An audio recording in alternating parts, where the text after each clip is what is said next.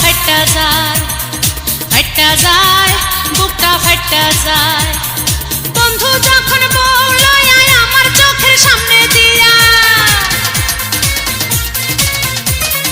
বন্ধু যখন বলল আয় আমার চোখের সামনে দিয়া, রঙ্গ কইরা হাইটা যায়, ফাইটা যায়, বুকটা ফাইটা যায়, ফাইটা যায়, বুকটা ফাইটা যায়।